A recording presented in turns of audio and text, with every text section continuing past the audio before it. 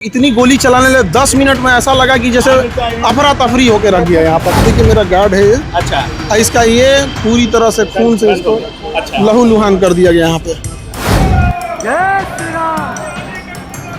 गोली मारो साला को, गोली मारो साला को। अरे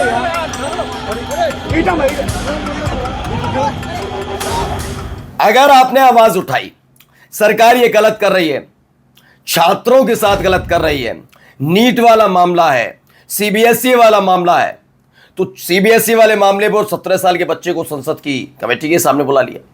वो एक बच्चा जिसने पोल खोली उसे पाकिस्तानी करार दे दिया इस देश के एक टैक्स पेयर के पगार पर पलने वाले एक एंकर ने। और अब हालात ये हो गए कि जिन टीचर्स ने आवाज उठाई छात्रों के लिए और शांतिपूर्ण प्रदर्शन किया था, उनके प्रयागराज में कोचिंग सेंटर बंद कर दिए।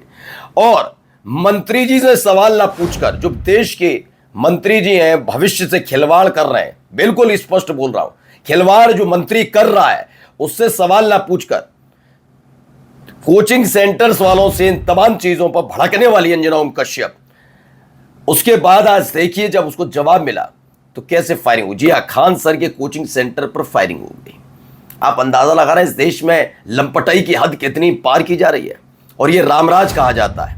मैं धिक्कारता हूं उन लोगों को जो ऐसी एक्टिविटी के बाद भी कहते हैं रामराज है। धिक्कारता हूं और चुनौती देता हूं कि कम से कम जो करना है अपने हिसाब से करो, मेरे इष्टदेव राम को बदनाम मत करो। ये रामराज नहीं, ये लंपट राज है। दिखाऊंगा क्या क्या हुआ।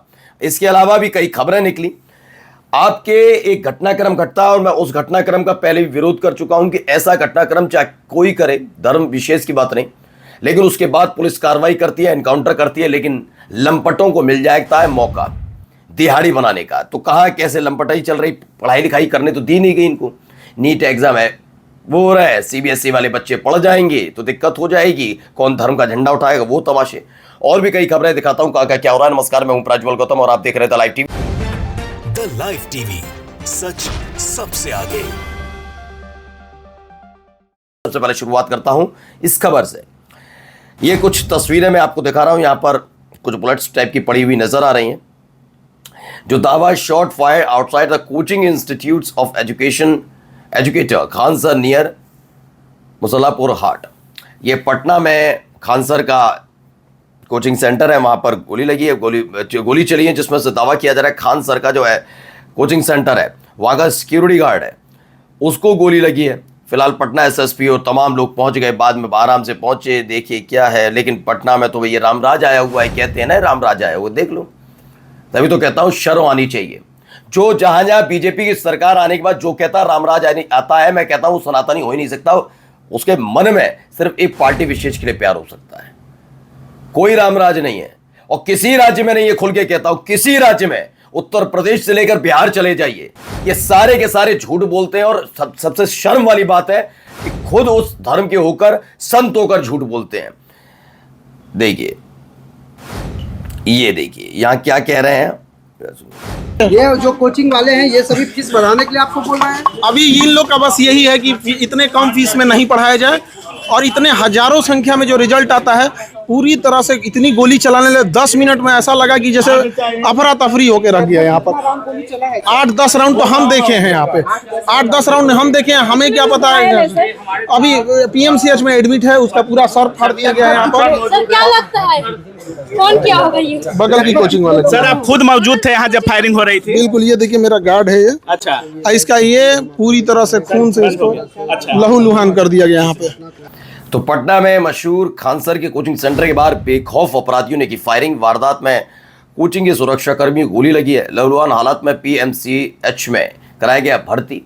ये सब चीजें हो रही हैं और क्या कहा जाएगा, रामराज है। सम्राट चौधरी कहाँ हो, रामराज है ना।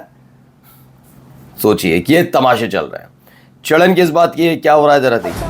अच्छा, हमको ये नहीं समझ में आता है कि जब ऐसे पत्रकार अगर घर जाते होंगे तो घर में पूछते होंगे लोग कि खाना खाएंगी या आज भी तलवे चाट के आई हैं। अंजना ने गलत आदमी से पंगा ले लिया, टीचर सबसे पंगा ले लिया। यहाँ पे समझा गया। देखो अंजना, हम तुमको एक बात समझाते हैं, ध्यान से समझना अंजना। चलिए छोड़िए इन सब चीजों का। इसे पूछ रहे हैं। पटना में कल रात खानसरी कोचिंग सेंटर पर हमला हुआ, 10 राउंड से ज़्यादा फायरिंग, पत्थरबाजी हुई। अदर बोले लोगों को परेशानी है कि इतनी कम फीस में बच्चों को क्यों पढ़ाते हैं, यहाँ से छात्रों का सिलेक्शन क्यों हो रहा है। इसी रंजिश में ये सब हमला हुआ। पुलिस मान रही कोचिंग सेंटर्स की आपसी प्रतिस्पर्धा में ये हमला हुआ। कोचिंग सेंटर्स की आपसी हो भी सकता है, हो सकता है कि मैडम कल वो ज्ञान भी दे रही थी दूसरे दिन। कुछ हैं कोचिंग सेंटर वाले जो सही जानकारी देते हैं, सही विषय पे और उस विषय पर रहते हैं और वो रहते हैं। खैर क्या ही कहा जाए इस देश के अंदर जब ऐसे लंपटों पर आज तक कार्रवाई नहीं हुई। जय श्री राम। अरे मारो सालों को। कहां लाकर खड़ा कर दिया देश और शर्म नहीं आती। गोली मारो सालों को। गोली मारो सालों को। सालों को। सालों को। सालों को। तो सोचिए इस तरह की शब्दावली का इस्तेमाल यहां पर किया जा रहा है। ये वही असद वाला मामला है। मैंने एक दिन पहले भी आपको दिखाया है कि असद वाले मामले में क्या क्या हुआ। वहाँ जो अभी याद आई है 8, 9, 10 साल बाद की वहाँ मदरसे अवैध रूप से चल रहे थे। इससे पहले सो रही थी सरकार, सो रहा था प्रशासन, सो रही थी पुलिस, तब कार्रवाई नहीं कर पाए। इन लोगों पर भी बड़ी दिक्कत पड़ती है। इन लोगों का क्या है क्या नहीं। आप जाकर इन सबको याद आया क्या क्या करना है, ज़रा सुनिए यहाँ पर, या सुनिएगा एक बहुत बड़ी खबर।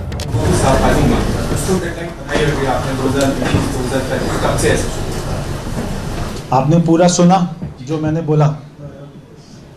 Thank you. तो सोचिए हालात ये हैं। ये बनने वाले थे, मुख्यमंत्री बनने का सपना देखा था है।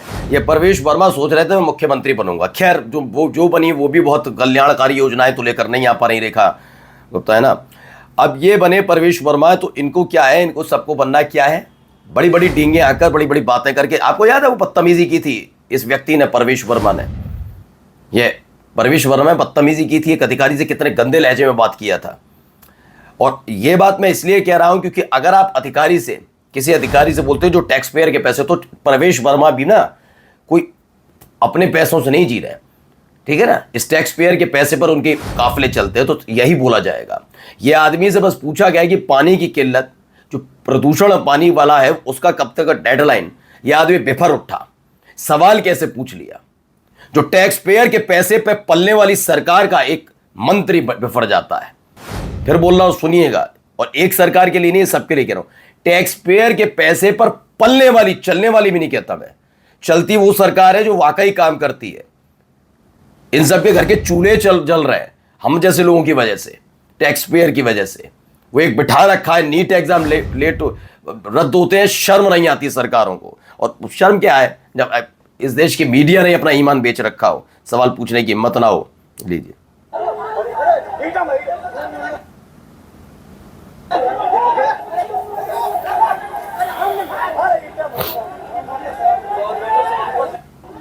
देख, पत्थर मारे जा रहे हैं पुलिस को, इधर पुलिस को पत्थर मार रहे हैं, उधर कुछ हो रहा है। अब जरा सुनिए यहाँ क्या कह रहे हैं। और जिस गौ माता के कारण इस देश की सामाजिक एकता को मजबूती प्रदान होती हो, उस गौ माता की हत्या पर पूर्ण प्रतिबंध लगाने के लिए एक कानून बनाया जाए, जिससे हम भारतीय संस्कृति के आधार को बचा सकें। बहुत धन्यवाद। वो कहता गौ को राष्ट्रीय पशु घोषित करो। अबे गौ एक पशु नहीं, गौ हमारी माता है, और गौ के साथ तो हमारा जन्म जन्मांतर का नाता है। तुम क्या समझ पाओगे इसके बारे में? सोचिए, ये आप कहते हैं ना कि ये वाले व्यक्ति तो राजनीति से ऊपर है। मैंने कहा जो अगर जिसने चोला पहन रखा है कोई सा भी, अगर वो राजनीति में है, वो सगा नहीं होने वाला, ये समझ लीजिए। देख लीजिए आपके सामने, जबरदस्ती संत होने के नाम पर किसी का सम्मान करने का अधिकार नहीं मिल जाता। जो राजनीति में कूदा हुआ है वो संत कभी हो ही नहीं सकता, ये लिख कर ले लीजिएगा। आप देख रहे हैं संसद में खड़े होकर आप तब बोलते हैं जब आपकी सरकार नहीं होती, और जब सरकार आती तो कहते हैं सिर्फ हम मनाता है, माता है, और राइम सुनाकर चले जाते हैं। जब आपके पास अधिकार होता है कि आप ऐसा बनाए कि हिम्मत ना हो पाए, लेकिन अगर ऐसा हो जाएगा तो संगठनों की ताकत खत्म हो जाएगी। कैसे वो मुसलमानों को साध पाएंगे इस बात के लिए कि तुम्हारे झोले में ये चिकन मटन नहीं बीफ है, हमारी भावनाएं आहत की। कैसे आप अपने प्रदेश का नाम उज्जवल कर पाएंगे कि बीफ एक्सपोर्ट में नंबर 1 है देश के अंदर उत्तर प्रदेश, है ना। यही एक वजह है ना, यही सारी चीजें हैं जिसकी वजह से उठती हैं आवाजें। नमस्कार। द लाइव टीवी, सच सबसे आगे।